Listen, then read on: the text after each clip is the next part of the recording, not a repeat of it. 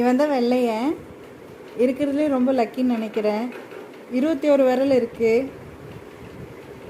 பூமி தொடாத பிள்ளையின் பாதம் இதுதான் போல. அவ்வளோ பிங்க் கலரில் செம க்யூட்டாக இருக்கிறான்.